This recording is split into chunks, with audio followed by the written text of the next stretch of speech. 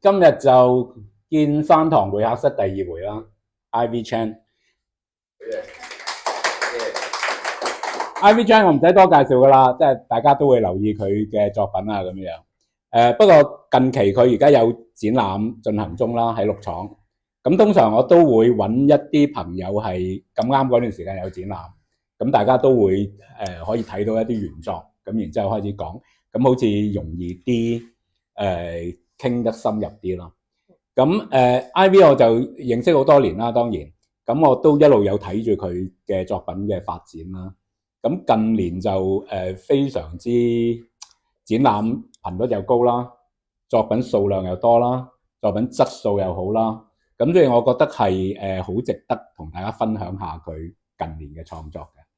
咁由今次綠廠嗰個展覽開始，今次係一件作品啦，叫做一個 installation 咁樣。我第一個印象，我諗大家去睇過都知㗎啦。第一個印象就哇，全部綠色咁樣。同我印象中 Ivy 之前嘅作品都係比較 colourful 啊，一啲唔同顏色、唔同嘅布料嘅拼合啊咁樣。咁忽然之間，今次係一個好單純嘅綠色，咁俾人嘅感覺係幾強烈嘅，我覺得。唔單止你自己嘅作品喺成個展場裏邊，我覺得係好 outstanding 啊，因為佢一個咁強嘅單色嘅作品。咁所以我估都會由呢個今次作品最大嘅特徵開始講啦，就係佢嗰個顏色。咁但係未講個顏色之前咧，咁我又留意下個作品個 title 叫咩啦。咁個 title 嗰個字應該係你自己創噶啦，係咪？Coral 呢個中文唔知叫咩 prefix 咁樣，即係放喺字頭嘅一個字啦。佢有佢嘅意思啦，當然，即係呢個字再駁其他字就會衍生出唔同嘅字。咁大概都係同綠色有關嘅，好明顯。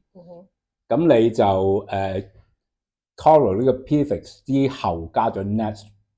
咁一個巢咁樣。不如由呢個作品嘅題目開始講下先啦，即係點解會有呢個諗法，有呢個題目出現？可以啊，咁我就省卻咗，多謝你嘅邀請啦。咁我哋直接講 Coralness 呢個 piece 嘅題目嘅因由啦，或者係我諗即係創作係有幾個 layer 嘅方案，即係 title 其實係都係對我嚟講都係創作嘅一個幾重要嘅一環。咁我都好高興，即係你有點提到呢件事出嚟，係啊，因為 for 一個 title， 我覺得即係一個好似一個開場咁。當你進入一個 piece 嘅時候，佢就係一個幕咯。咁我好刻意係呢一個字係希望可以從呢一個 prefix 嗰度深刻可以迷惑到觀眾入去而令到佢覺得啊，即係呢個世界或者係佢將會見到嘅嘢，其實係咪會同分子原子break down 到去呢樣嘢有關？因為我唔想佢哋一嚟已經係有一個應該咁講話係，我希望佢哋可以從呢一個煙幕裏面開始進入我嘅世界。因為我自己 believe 其實係一個咁花花嘅世界裏面，我哋好似忘記咗其實所有嘅 matters 喺呢個 space 裏面，即係 occupy 嘅 space 裏面，其實歸根究底，其實佢哋都係 molecules 同 atoms。咁我諗今次係好刻意，係希望可以咁樣帶觀眾入去呢個世界嗰度。但係嗰個中文嗰個譯法，我即係我欠缺咗能力啦，即係我唔知點可以喺中文都可以譯得到我英文嘅貼近咯，可能係咁講，係啊。中文係綠巢、綠窩啊，綠窩係綠窩，係啦。咁就係咯，同埋因為都想快啲入到去綠色呢個世界嗰度，係啊。咁即係 Coral 就係指向緊嗰樣嘢，同埋自然，同埋係都係光合作用形成嘅呢個世界，我哋即係希望唔好忘記呢樣嘢，或者快啲要進入呢樣嘢都係啊。我印象中你之前嘅作品咧個題目咧都好用心去思考嘅，咁當然今次都係啦，你成日都講咗你有嘅諗法，點解由呢個字開始？你覺得由語言文字或者話佢背後嘅概念開始，去到佢變成一件好實質嘅作品裏邊，牽涉到好多唔同嘅元素嘅處理，視覺嘅元素啊，物料嘅元素啊，你點樣睇呢個過渡咧？即係由語言產生嘅概念，去到一啲好實質嘅物料、影像、色彩去處理呢樣嘢，中間對你嚟講有冇一個過渡喺裏邊？嗰個過渡點樣發生？個題目通常對我嚟講都係即係通常都係後面最後嗰個 step 嚟，即係好似收尾包翻去一件事。即係如果你可以即係裂開嚟睇都得，即係對我嚟講。但係有咗嘅時候會有一種多咗一陣 fictional 嘅做法咯，我自己覺得，即係好似本書俾翻個 title 佢咁樣。係咁。如果一個好完整嘅概念係後設嘅，即係話做咗作品先至慢慢包翻嗰樣嘢，但係似乎綠色呢個元素係由始至終都拿得幾緊嘅，係，即係包括你今日出場都要有啲綠色嘅部分嘅咁我都襯翻你啊，盡量。多謝。好啦，咁呢個綠色，即使佢未去到一個好完整嘅概念，但係對你嚟講都代表一啲嘢，即係嗰個綠色代表嘅嘢。喺你嘅作品裏邊，點樣慢慢將佢演化變成一啲好具體嘅作品形式？我諗我每次嘅作品都好希望有啲嘢去實驗嘅。咁今次尤其是其實係有啲係好純粹地就係我想試下玩就咁一隻色，即係我可唔可以做到一啲即係講到一啲 statement， 或者俾佢賦予到一啲再大啲嘅嘢，more than just a color， 因為我相信一個顏色係喺每個人心目中，或者係 from 即係因為我哋每個人都唔同啦，咁即係唔同嘅cultural background 啊，或者like personal history 嘅 background， 什麼好，或者係甚至乎展示嘅地方都好，一個顏色其實可以包含好多層面嘅詮釋咯，我覺得係咁係咯，咁所以我今次想試下玩就咁。如果呢隻綠色對我嚟講，因為我因為之前有拍攝嘅經驗啊，啲路啊咁樣，呢個綠色嘅顏色其實 somehow 其實幾 embedded 咗喺我嘅 trajectory 裏面，都好一段時間，因為佢唔係貿然突然間呢個顏色出嚟，係啊，咁係咯，所以今次就想試玩呢樣嘢，同埋。有趣嘅就係，即係如果再講翻後少少，我喺開初我嘅藝術嘅起源嘅時候，我係其實由 minimalism 嘅 artist 或者個 movement 開始影響到我一路嘅創作嘅之後，咁唔知你今次我覺得好似一個幾啱嘅契機去 being minimal，係因為我雖然佢係一個 installation， 係好似你會見到好多 forms、好多 texture 喺裏面，但係其實入到個世界係好 reduced 嘅，係一個 monotone 嚟嘅。其實都係玩緊一個好簡約嘅一個 strategy，係啦。咁咯，我睇你作品嘅 description 咧，都特別提到，譬如話green room 或者拍影視嘅時候嗰啲green screen 綠幕咁樣，咁呢個又幾容易令我聯想到你嘅另外一啲 background 啦，即係除咗作為一個 artist，你喺電影界嘅工作可能都會接觸，或者做劇場嘅一啲經驗，可能都會接觸到呢啲嘢。呢個諗法係幾時出現嘅咧？即係話喺最開始有想做一個單色嘅作品，開始諗係咪綠色？已經去到呢個所謂 green screen 綠幕呢個諗法啦，還是係到比較後期先出現？因為我哋可能對於綠幕都有某一種想像，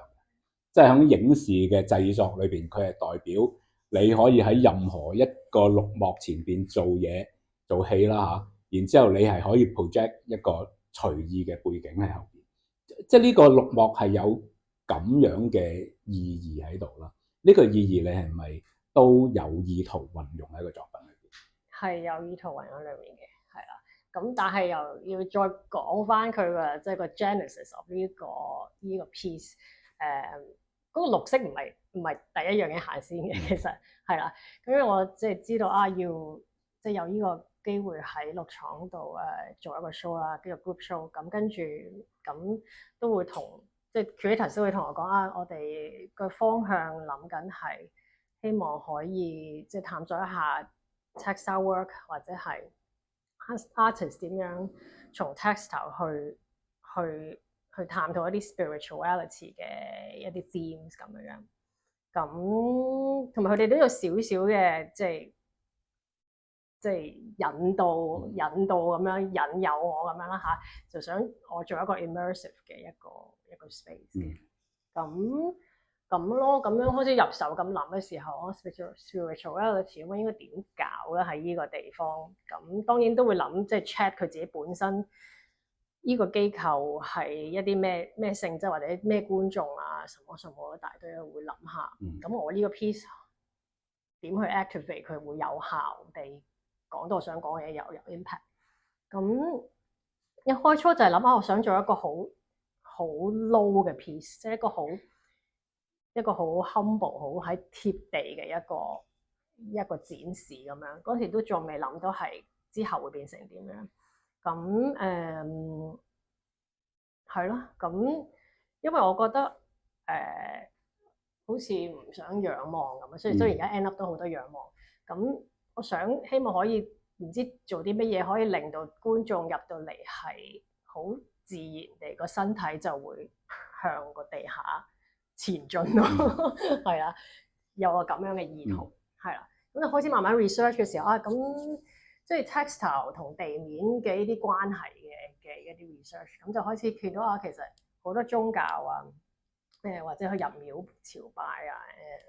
自己喺屋企去祈禱即係嘅時候都好多都會有一個好薄嘅一個 mattress support 住一個身體，係啦。咁我覺得好神奇嘅，即係呢個本來係一個好 random 嘅一個 space， 但係你鋪咗一個特定嘅一個範圍 and then 個身體同佢一齊貼近嘅時候，佢就變成一個咁 sacred 嘅一個咁細嘅空間，係啦。咁我覺得即係呢個組合我都幾着迷，其實係原來可以咁樣就一 transform 咗一個咁嘅空間。咁跟住就繼續 research 上去啦。咁同埋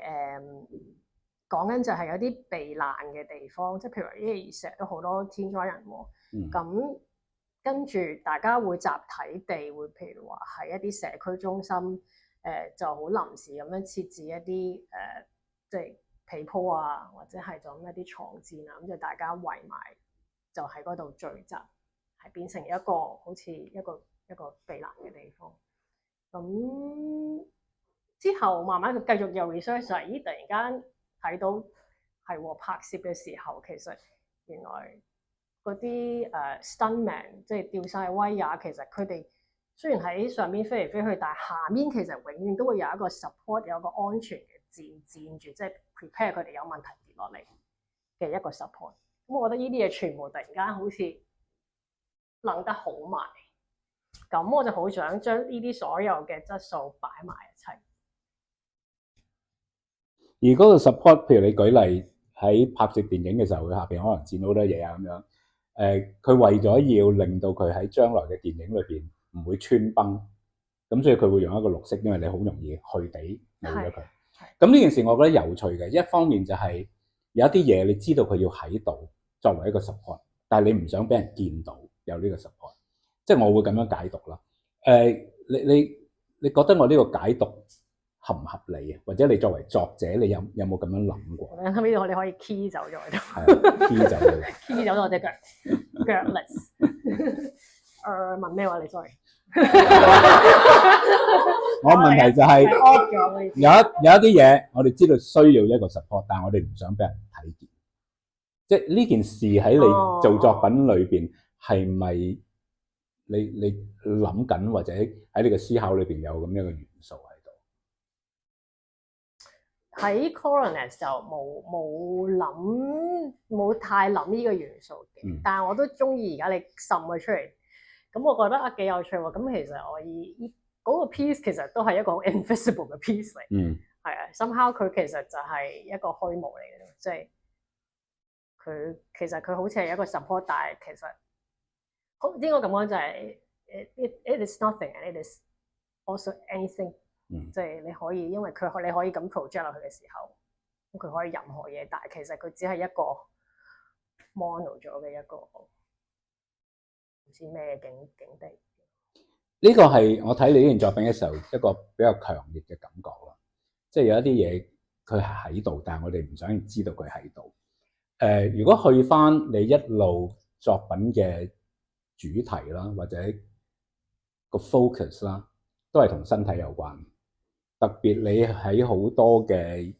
訪問裏面都提到你睇身體係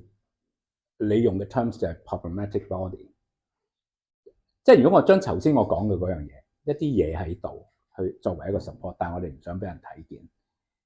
身體作為 support 你嘅存在啦，可以講而你又覺得佢好 problematic 啦。咁呢個我都會再問嘅，究竟你覺得身體個 problem 喺邊度？而頭先如果將呢兩個諗法對應嘅時候，身體又喺度 support 我哋嘅存在，但係佢有好多問題，好似要迴避某一啲嘢，好似喺個綠幕裏邊嗰啲所有綠色嘅物件，我哋唔想最後俾人知道佢嘅存在。你要點樣睇我將呢兩個諗法咁樣並排？嘗試去揾佢哋嘅聯繫，我覺得佢可能有呢個功能性，但係未必係，我未必可以同意話唔想俾人睇嗰樣嘢。係我只不過佢係有呢個功能，係可以我唔需要去解釋，或者唔需要去 expose， 因為佢就係你可以 fit in 任何入去嘅一個境地。係啊，我一路諗我點樣同你傾你嘅作品嘅時候啦，我都有一個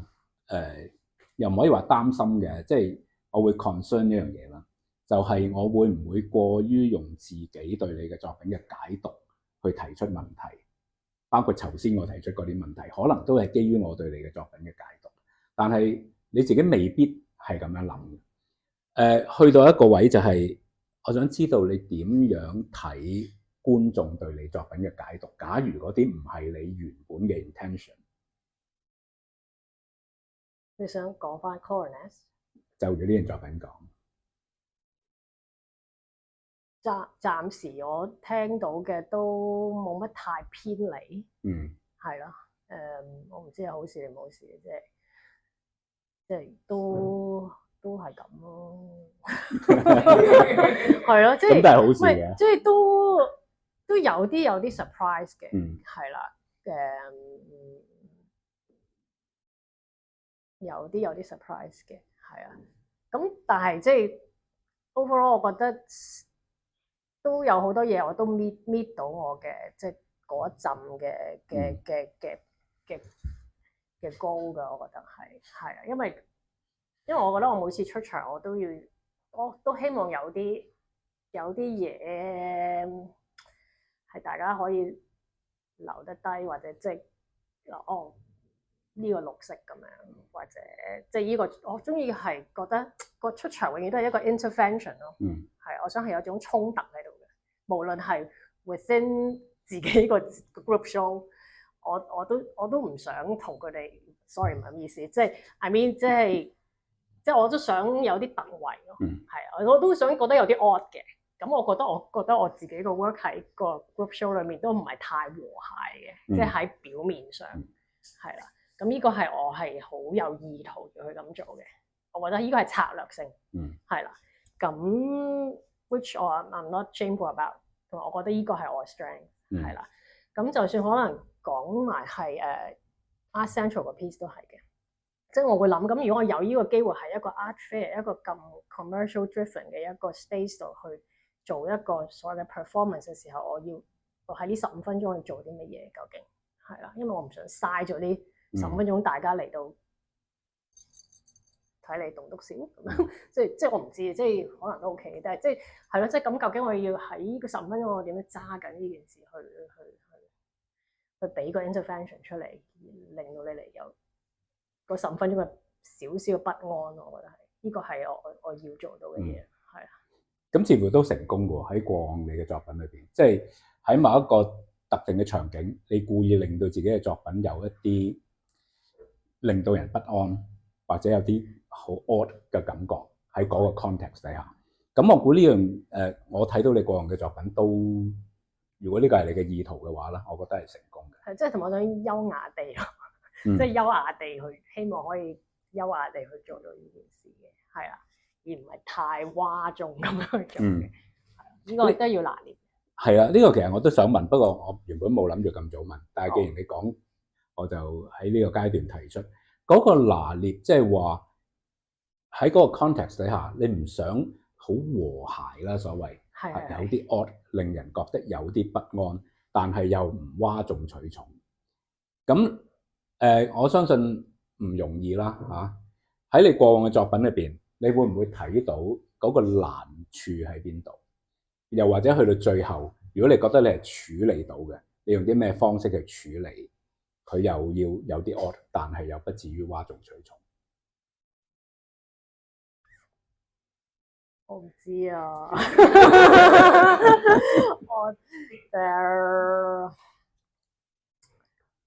我諗好多嘢要兼顧咯，即係如果要回顧一下，因為冇特定一個方法咯，只不過係因為即係我只係知道點做，就自己點樣繼續行落去。可能係咯，即係又就係因為你知道你有嗰啲自己有種要求嘅時候，喺所有細部都唔想太正途去咁樣做咯。係啊，即係因為我想 surprise 自己，又想 surprise 觀眾。因為我即係到頭來我唔知嗰個 work 會係可以 deliver 到啲乜嘢，咁我都想 being surprised by my work。咁所以我會有好多 accident， 或即係但係當然係 in 嗰個 structure。係。如果我作為觀眾啦，我會睇你嘅 work，我唔覺得佢嘩眾取寵，但係喺嗰個情況底下，佢確實令我有啲不安。咁我覺得你拿捏到嘅地方就係你唔係單純係一個呈現，無論係 performance 或者一個 installation setup， 佢背後有幾強嘅 research 嘅 support， 我覺得係啦。因為有啲作品佢係冇一個 theoretical 嘅 research 嘅 support， 佢純粹就係有一啲大龍鳳出嚟，就係可能我哋所講嘅嘩眾取寵。所以我覺得呢樣嘢係重要嘅。表面望落去嗰樣嘢好似好隨意，或者做一啲令人不安嘅嘢，但係如果嗰樣嘢背後係有一個幾強嘅理念，亦都有幾豐富嘅 research 嘅 backup， 嗰件事係幾唔同。即係我個人會覺得我睇你嘅作品嘅時候，我會特別去留意睇佢背後嗰啲 research 嘅部分。咁所以頭先一開始點解提出話個作品嘅名咧？雖然你話個作品嘅名可能係作品完成到咁上下嘅時候先至慢慢兜翻嗰件事，但係嗰所謂兜翻嗰件事，正正就係一個 theoretical framework 嘅建立。我哋 based on 嗰個 theoretical framework 去睇嗰啲好似好大龍鳳嘅嘢嘅時候，佢唔係一種單純嘅嘩眾取寵。你點樣回應我呢個作為觀眾嘅睇法？你係一個好好嘅觀眾，係啊，同埋好好嘅老，同埋好好嘅老師。咁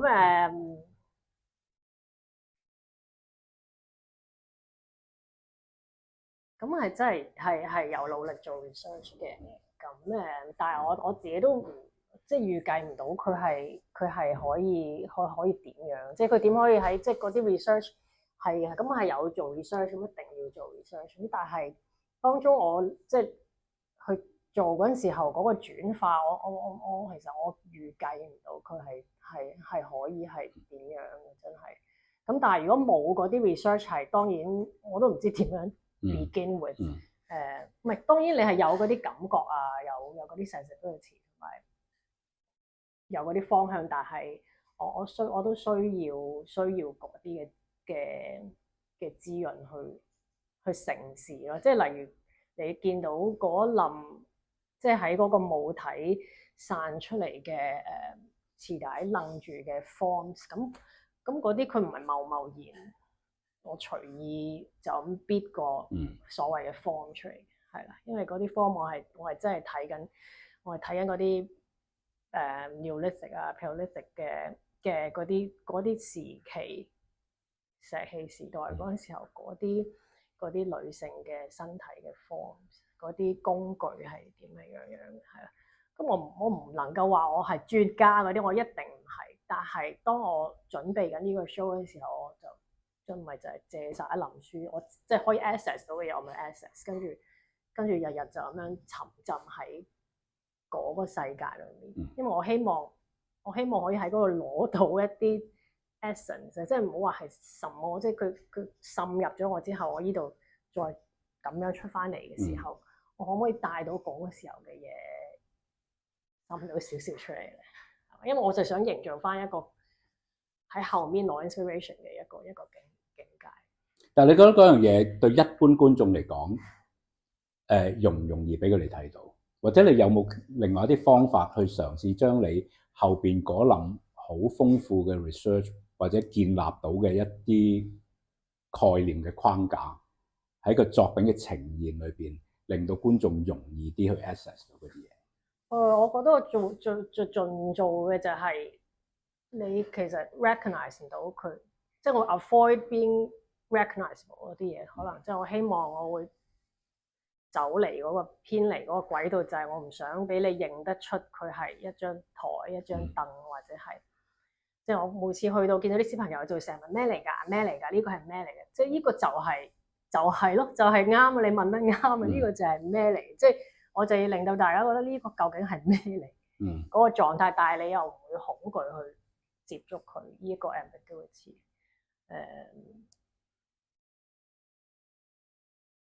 小朋友可能會問呢個係咩嚟？呢個係咩嚟？但係成年人咧，可能佢哋心目中已經諗嗰個係咩嚟？即係譬如今次嘅作品，我估啦嚇，特別係如果有留意你過往嘅作品，好多時都係同身體或者身體特別係同性相關嘅身體器官或者身體狀況有關。咁我估都幾容易聯想到嗰隻掛喺牆上邊嘅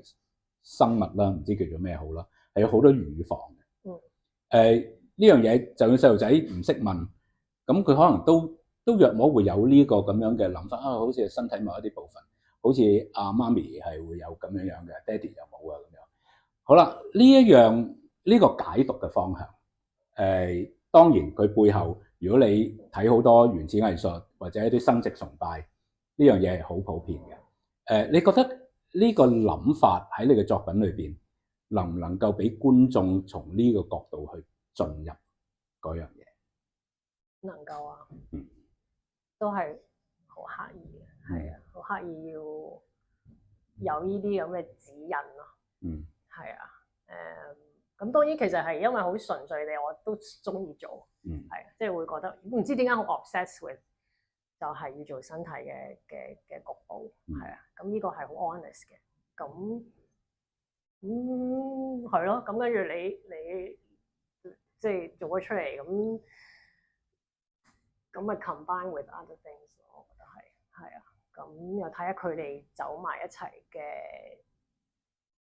佢可以做到一個咩嘅 narrative 喺度咯，係同埋好刻意係 reduce 到佢係只係 forms 同埋顏色。咁你入到去呢個世界係冇文字或者係冇一啲圖像，你係好能夠好快咁去 relate 嘅。咁我諗嗰種時間嘅 expansion， 嗰種時間嘅 delay 或者係因為冇嘢你可以即刻 connect 到嘅時候，個時間就 somehow 攤開咗少少啦。咁我諗嗰段嘢，嗰個世界係我希望可以大家入到去嘅。我睇完展覽之後都有同你傾，我話我唔知點解我睇完作品嘅時候有一個最直接、最 direct 嘅 association 係卡夫卡嘅《變形記》咁樣。咁我其實我估書我係有睇過嘅，但係喺我腦裏邊印象最深刻嘅咧，我唔肯定係咪電影，因為係有影像嘅喺我腦裏邊，而嗰隻影像咧，我覺得係有啲似你掛上牆上面嗰隻嘢嘅。咁我就覺得幾有趣啦，因為當我有個咁樣嘅背景睇過某一啲作品嘅時候，我會將個經驗放喺對你嘅作品嘅解讀嗰度。我甚至乎唔會第一時間考慮到佢係咪一個人嘅身體，或者係一個雌性嘅動物嘅身體。我係會考慮佢係一隻唔知點樣變咗形嘅怪獸，一隻昆蟲之類咁樣嘅嘢。呢度去到一個問題就係，如果觀眾有好多各自唔同嘅經歷去閱讀呢件作品嘅時候，可能大家得到嘅對件作品嘅理解都好唔同。而你我相信 based on 你嗰啲 research， 你有好明確對於呢件作品你自己嘅解讀嘅。你點樣去處理呢啲觀眾不同嘅解讀，同埋你有意圖喺件作品上面講嘅嘢，如果佢有落差嘅話？冇啊，落差係好事嚟嘅。係啊，咩落差都係好事咯，對我嚟講，因為佢只係增加咗佢嘅 possibility，佢嘅開放性。呢個係好事嚟嘅，我覺得係啊。咁同埋有趣就係，即係昆蟲呢樣嘢其實好後先至出嚟嘅。係即係 almost 係我 set up 緊嗰陣時候，我先至發現嚇點解咁似一隻昆蟲嘅。係啊，因為我根本我 studio 冇咁大嘅 space 去全部，總之全部都 fragment 去做啦。我喺 studio 嘅時候，咁所以我 set up 嗰日係第一次先見到佢成事咯。係啊，嗰個昆蟲係真係冇預計之內。但係有趣嘅就係，其實我晨早已經俾咗個名佢，即係俾咗葉綠素，即係個 prefix 出嚟。咁其實同昆蟲係好近嘅，係嘛？咁但係冇我冇啊，因為我冇心神去即係再去未再有心神去閱讀作品嘅有時。反而即係個 installation 而家慢慢一路去，跟住即係唔同時間再 revisit 嘅時候，先要再多啲思考啊！佢究竟講緊啲乜嘢同我，或者同大家講緊啲乜嘢？係啊。當我有呢個聯想到卡夫卡《變形記》裏邊嗰隻咁樣嘅生物之後啦，咁我又嘗試上網再揾啲資料啦，因為我驚我唔係好記得嗰個古仔嘅情節。咁但係我上網揾到一啲有趣嘅嘢啦，即係唔關嗰個古仔嘅情節事。你當係日文啦，因為我未 fact check 唔知真定假。佢話卡夫卡咧曾經對嗰啲出版商咧有一個好明確嘅要求，就係喺個書嘅封面嗰度咧，絕對唔能夠畫出呢隻好似甲蟲咁樣嘅生物嘅具體樣，即係話佢想讀者讀嘅時候，透過文字喺個腦裏邊自己營造嗰個影像，所以佢唔想本書嘅封面咧有呢一隻怪物嘅樣咁樣。咁呢件事對我嚟講係有趣嘅，因為作為一個文學家，佢透過文字去製造一種意象，而佢唔想呢種意象咧有某種定型，喺視覺影像上有某種定型。咁呢個喺我哋做視覺藝術創作嘅時候咧，其實就經常面對呢啲問題。譬如你由個 research 開始，你已經有一個諗法喺個腦裏邊，但係當呢個諗法要具體成為一個影像出現嘅時候，無論佢係立體平面或者其他嘅媒介都好，佢要將佢具體化。當佢具體化之後咧，其實某程度嚟講，佢係限制咗觀眾閱讀呢件作品嘅角度。咁所以卡夫卡個對出版商嘅要求咧，我覺得係一個好有趣、好值得我哋反思嘅問題。你點樣睇咧？雖然我哋曾經講觀眾都有唔同嘅閱讀㗎啦，佢同你嘅意圖有落差係好事嚟嘅咁，但係你自己嘅諗法，你不能避免都要將佢視覺化。當你要視覺化嘅時候，我估計你可能都做咗好多篩選嘅，因為喺你個腦裏邊原本係一啲比較模模糊糊嘅嘢嘅時候，你要將佢具體嘅時候咧，你有機會係要篩選咗一啲喺嗰個階段你唔選擇嘅嘢，但係有機會觀眾喺佢哋嘅腦裏邊有呢個選擇嘅。我有興趣問嘅問題就係你點樣做呢個篩選？譬如你曾經講話一隻昆蟲係好後至出現嘅咁樣，咁佢有機會唔出現嘅，但係佢又出現咗喎。然之後你選擇將呢個昆蟲嘅呢個意象更加具體化喺件作品度出現。你點樣睇喺個做作品嘅過程裏邊，有陣時閃咗一啲嘢，或者會閃咗好多嘢，但係你選擇性地讓某一啲出現，某一啲唔出現。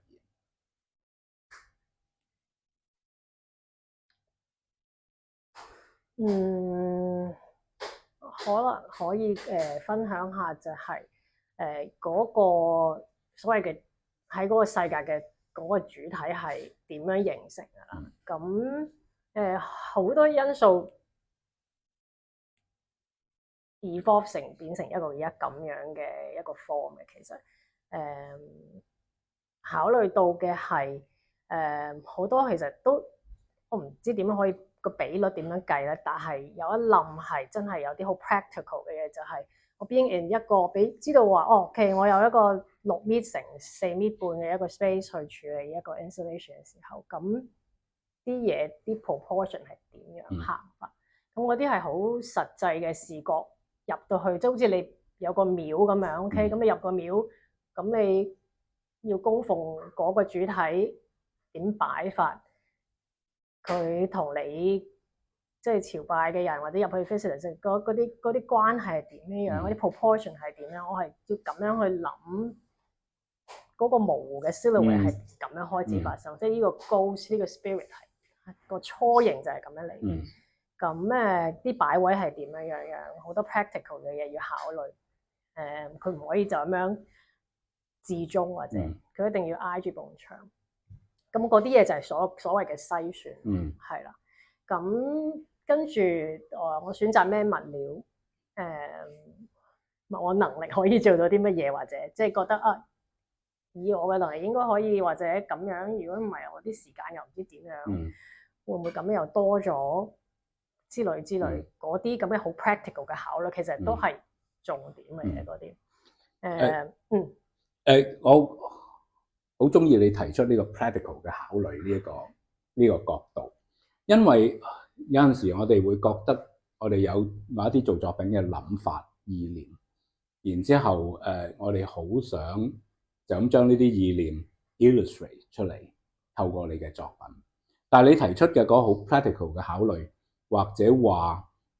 一啲 formal elements 嘅考慮，嗰樣嘢正正係平衡翻佢純粹係一啲概念嗰種枯燥，我覺得啦嚇。因為如果你純粹有一個概念，然之後我只係用最直接嘅方法將個概念 illustrate 出嚟，咁你嘅作品其實只係變成嗰個概念嘅插圖啫。但係你提出嘅呢個 practical 嘅考慮，或者一個 formal elements 嘅考慮，佢正正係有好多其他嘅可能性插入嚟，而嗰啲插入嚟嘅可能性係令到原本嗰個概念，我覺得係更加活潑嘅。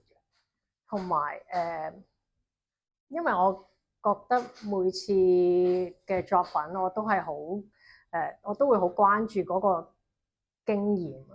即係我哋點去進入呢個世界裏面，點樣遊走呢個經驗，我好即係我係要揸得好緊。咁即係未準備好俾大家進入一世之前，我自己已經喺裏面狂遊走，即係我要喺裏面自己經驗好多，先至知道點樣擺位，或者係所有細節點行。即係我唔知，即係我就係嗰個第一個觀眾，即係第一個去經驗呢個世界嘅一個 being 嘅時候，咁即係當然我係陳梓文咁入去啦。咁但係我都會抽離咗，我唔係陳梓文嘅時候，我入去呢個世界嘅其他 being 嘅時候，即係當我係真係一隻甲蟲咁樣入到去呢個世界。咁我係呢個甲蟲依附住咗喺呢個 texture， 咁係一樣咩嚟嘅咧？即係其實我真係個腦係會咁諗，係啊。咁所以當我代入喺呢個世界嘅時候，咁佢會幫我有啲嘢決定嘅，其實係啊，佢會幫我篩選一啲嘢。好，提到經驗，提到進入作品呢個世界嘅經驗，嗰個經驗可能係好 physical 嘅一個身體經驗。呢樣嘢亦都帶到我第二個問題，因為你過往好多作品都有一啲 performance 嘅元素。嗰個 performance 可能就係你，如果係你 perform 嘅話，就係你進入呢件作品嘅一種經驗嘅營造。而今次喺六廠嘅作品咧，以我所知，你冇做 performance 嘅，但係你又好鼓勵觀眾去進入呢件作品 ，physically 透過佢嘅身體進入呢個作品。某程度嚟講咧，我覺得都係一個 performance 嚟嘅，即係你預設咗觀眾嘅參與，佢用某種方式去經驗你嘅作品嘅時候。如果我作為一個第三者喺側邊睇啦，事實上我去睇呢件作品嘅時候咧，我都花咗幾多時間去睇其他觀眾點樣進入你嘅作品。對我嚟講，佢同你去做 performance 咧，個性質係相近嘅。雖然唔係你做，係其他觀眾做。你點樣睇呢樣嘢？即係話你自己去思考一件有 performance 成分嘅作品，你去 perform 嘅時候，同埋你預設觀眾會參與。對我嚟講，觀眾係一種 performance 嘅形式。你點樣睇兩樣嘢？當你考慮一件作品嘅時候，有冇唔同嘅考慮？有啊，舒服好多。今次唔使做 performance， 即係個壓力好大嘅，其實都咁啊。因為其實根本上唔係自己，我覺得啦，都唔係一啲好覺得自己仲係好拿捏到嘅一啲範疇。但係反而我覺得都係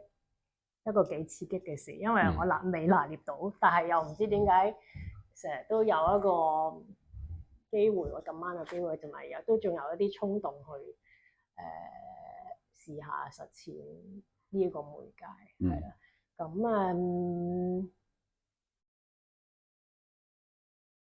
咁今次其實都係好刻意地覺得每個觀眾入嚟，你就係你嘅故事嘅主角咯。係啊。因為你可以 project 你嘅世界喺呢個綠色度，同埋都回應緊就係之前講話除咗 CGI 呢一個綠幕，其實我都有 reference 緊喺 theatre 嘅世界裏面，佢哋有個即係準備房啊嘛，或者係一個歇息房，咁但係佢哋會 name it as green room， 一個你準備出場或者係咯，即係你 before 你變身嘅時候嘅一個空間，係啊。咁我覺得有趣就係有個 paradox 喺度嘅，你入到去呢個 CGI 嘅空間，你可以做一個演員或者可以做一個什麼背景嘅一個 B 型嘅前面。咁但係你如果講緊 theatre green room 嘅時候，其實係講緊呢個世界之後，你就要出場去做一個角色。係啊。我覺得嗰個轉換係幾 paradoxical。咁究竟我哋現實嗰個係我哋啦，定係後面嗰個先係我哋咧？咁我覺得我中意遊走喺呢啲咁 ambiguous，即係 ambiguous 嘅一個境況度。同埋我相信一個人係有好多唔同 persona 喺度，因為我都唔知呢個係邊個我。係啊。咁我諗嗰個 problematic 就係呢個位度，呢個位都係一個幾重要嘅課我嚟講，我中意探討嘅嘢。咁我覺得自己可以演出嘅時候，就係兩個 combine 咯。就一個假設嘅 persona 同一個知道陳梓文喺度演緊呢個 persona 嘅一個混合。咁如果嗰個演出係由觀眾完成嘅時候，你今次我相信你都有去 observe 下啲觀眾點樣去 interact with 你嘅作品㗎。你有啲咩 observation？ 我有一次真係見到有個媽媽同個 BB，就係得佢兩個喺嗰個 mattress 當中度，係啊，唔知啊，我覺得好似突然間去咗一個烏托邦咁，好奇怪呢件事，係啊，即係我會幻想佢哋幻想嘅啲乜嘢，即係當然佢哋未必係即係話 insert 咯。我而家喺邊度咁樣，我諗未必係一個咁樣嘅有個 Google Map 嘅 location，我諗未必係咁，而係佢哋入咗一個咩嘅世界嗰度。係啊，嗰度我覺得係靚嘅，係啦。好，再講關於身體，因為佢一直長時間都係你作品嘅好主要嘅主題，而你一路都話你所理解嘅身體係一個 problematic body。我想具體啲咁樣問，你覺得身體嘅問題或者佢嗰所謂 problem 係啲乜嘢？即係你冇辦法甩咗呢個身體啊。係啊，呢個對我嚟講好煩，我覺得都係，即係嗰個煩係即係呢度有煩，所以總之度度都煩。即係呢個係困住我嘅一個 cage 咁樣。咁但係你冇佢又唔得，因為佢可以真係帶嚟咗 being in this world。係啊。咁，但係我覺得有趣嘅就係我哋人，因為有個 consciousness 喺度嘅時候，有嗰個意志就係會令到你去 push， 即係做任何嘢，即係每人有自己嘅 push 嘅程度啦。如果有意志去做呢樣嘢嘅時候，咁會去 test 一個所謂嘅呢個限度可以去到邊度？呢個身體究竟佢 cage 住咗我啲乜嘢？係啊。如果身體係一個 cage 困住你喺度嘅話，你有冇曾經諗過有咩方法可以甩咗你個身體？最大嘅自由就係自己解決咯，即係呢個係好 negative 嘅一樣嘢，你可能係。咁但係我自己覺得嗰個自由係咪就喺嗰度咧？即係我選擇離開呢度，係啊，即係咁可能講，就可能唔係話一定咁 negative，即係你安樂死都可能係一件好事嚟嘅。咁只不過係即係。咁嗰個係咪我可以行使到我嘅最大嘅自由咧？係嘛？即係我連呢樣嘢我放棄喎，即係我唔係放棄，而我選擇呢個我選擇咯，真係。咁咯，咁唔係咁 negative 嘅，即係呢件事係真係，我諗嗰個 problematic 就係咁樣，即係因為佢賦予咗你咁多嘢，但係呢個係唔係你選擇嘅嘢？係啦。好啦，由呢度講到。我記得你 MFA 嘅畢業作品裏邊，其中有一啲部分，或者喺你個 thesis 裏邊，你都有講，或者引用到呢一個古仔啦，就係哪吒嘅古仔啦。哪吒就削骨還父，削肉還母，即係如果你頭先講話甩咗呢個身體，係咪自己決定放棄呢個身體咧？咁哪吒似乎都係做緊類似嘅嘢嘅，不過佢又唔係自我了斷咗就算。即係佢個靈魂可以出竅，然之後睇住自己點樣削骨還父，削肉還母咁樣。好啦，第一樣嘢我想問，雖然我係知嘅，因為我有睇你篇 thesis， 但係我想你講下喺你個 MFA 嗰個階段寫個 thesis 做你嘅畢業創作嘅時候，呢個哪吒削骨還父，削肉還母嘅古仔，佢扮演一個咩角色？扮演一個咩角色？唔係好背叛咯，我好想做呢個角色咯。睇得出咯，你都係似一個哪吒咁嘅樣。係啊，我好想做呢個角色。好啦，但係後尾咧，我就再睇呢個哪吒嘅故事啦。我後尾先至再睇嘅。哪吒嘅故事咧就係削骨還父，削肉還母之後咧，佢個靈魂咧就走去揾佢師傅。咁佢想師傅幫佢嗰個叫咩啊？復活啦，咁啊師傅就諗咗個方法幫佢復活嘅。咁而家你睇嗰啲電影啊，都會見到咧，哪吒咧就有個好似圍裙咁樣嘅嘢啦，就一塊荷葉嘅形狀嘅。咁師傅做嘅嘢咧，就係用蓮藕啦，做佢嗰啲手手腳腳，即係一節一節咁樣啦。然之後就荷花又係一啲元素，然之後呢啲嘢砌砌埋埋砌翻一個人形之後咧，就唔知點樣書法啊咁樣，咁就俾翻一個肉身佢。但係呢個肉身咧，係透過呢啲蓮花或者蓮藕作為一個中介，去重現翻一個身體。好啦，我覺得得意嘅咧就係嗰啲蓮藕啦，即係大家都會聽過藕斷絲連啦。如果削骨還父，削肉還母係一個，我想切走佢啦。但係呢個古仔嘅後續咧，竟然用蓮藕係話俾你聽係藕斷絲連嘅，係好似我。我覺得係好似係好煩，係好煩，係啦。咁我睇到呢一段嘅時候咧，我第一就係覺得好似你啦，第二我就覺得運用呢一個意象，即係話寫呢個古仔嘅人，佢真係運用得盡，即係選擇嗰啲材料去嘗試講呢樣嘢，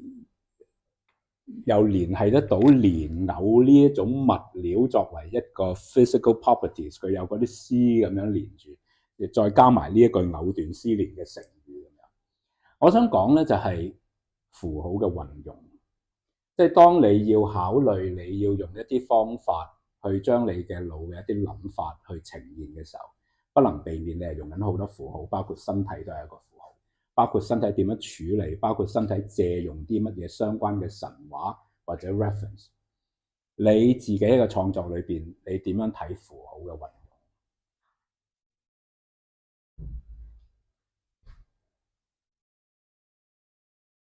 符號有個好處係，其實佢係某程度上都幫緊我同觀眾嘅溝通，即係接軌嘅 first layer。因為咁當然啦，即係都係要大家可能 share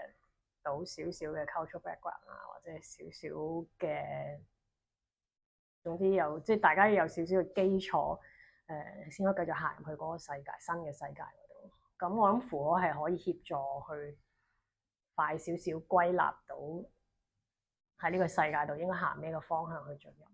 係咁。但係當然我個目的係唔係止於就係所謂頭先你用 illustrate 呢個字眼啦，即係我唔係想 illustrate 翻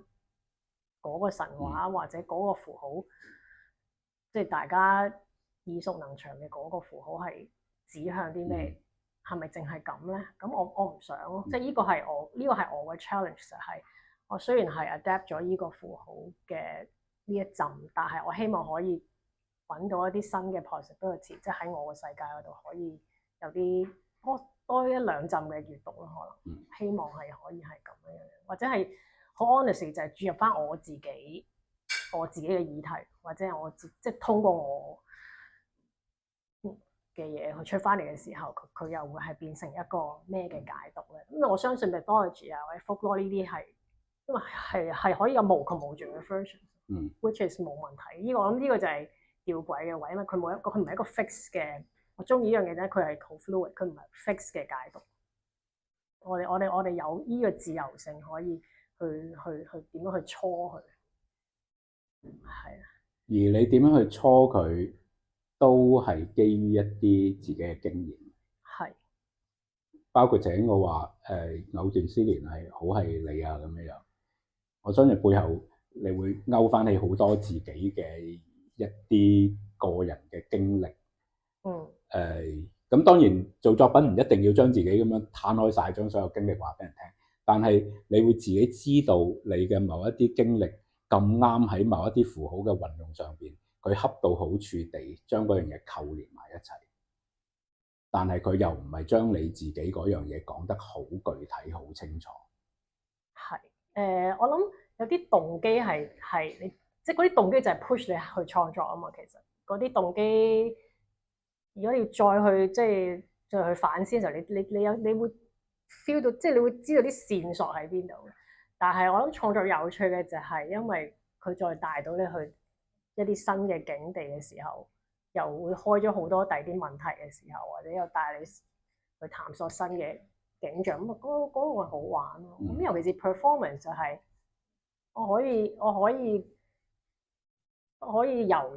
喺自己個身體啦，即係因為我好想，即係我覺得佢 cage 住我嘅時候，當我邊一個 performer 或者我尋找緊另一個 persona 嘅時候，佢可以離開一下。嗰種出竅一下，嗰種係最我諗我哋識嘅 performer 係覺得即係吸引嗰個位，即係自己即係一個表演者就係我可以有一下出竅，跟住跳咗去另一度，但係好快你又知道又要翻嚟，即係嗰種遊離係好吸引咯。我諗係好我估我預備問嘅都差唔多噶啦。有冇啲咩關於你今次呢件作品你想講而我哋未傾到嘅？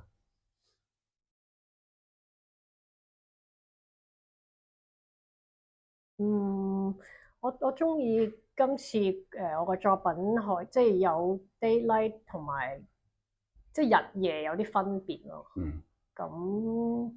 即係我覺得每次都有 learn something new。咁朝頭早睇又有啲唔同嘅睇法，即係我唔可以話中意邊個多啲，只不過係即係又可以咁樣玩法。我有一樣嘢關於今次你嘅作品咧，我幾中意嘅。咁你就 set up 咗呢個 backdrop 啦，咁即係留一個通道咁樣啦。咁啲觀眾就基本上喺個通道嗰度去 access 你呢件作品。但係你個 backdrop 就離開個窗或者離開埲牆咧，都有少少空間，有少少虛位嘅。我其實好中意嗰個虛位嘅，即係話你 set up 咗一個 stage 喺裏邊有一啲嘢發生，好似進入另一個世界咁樣樣。但係我哋知道其實佢只係一個 backdrop， 佢後邊仲有一個真實嘅世界。咁嗰件事我覺得好有趣。我有啲覺得呢一步可以再推得盡啲。係啊，即係嗰個 space 係即係唔係完全 favourable 咯。係啊，咁但係我覺得自己已經盡做咗㗎啦，已經係啊。咁有啲嘢係我想大家注意多啲，但係我冇能力，因為個環境因素 care 好多嘢。我唔能夠 fully perform 咯，即係 for Coronas， 即係 Coronas 佢而家即係 OK 啦，都咁我都高興佢可以出場，佢可以出嚟見下大家。咁但係即係如果有 version 2嘅時候，有啲嘢我希望可以而今次隱晦咗嘅，我希望可以去拱翻去前少少，俾大家感受到咯。係啊，即係正如你講嗰種關係，嗰種背後嘅世界，因為其實背後嘅世界都可以係好嗰個比率都可以好同等噶嘛，同裏面係嘛？即係如果我哋可以俾咗佢透氣，而家佢透唔到氣，而家喺後面，但係唔緊要咯，係。好，第一 round 我哋嚟到呢度啦。好，跟住第二 round 我哋會有觀眾嘅互動或者觀眾嘅提問嘅，咁我哋暫時喺呢度停先。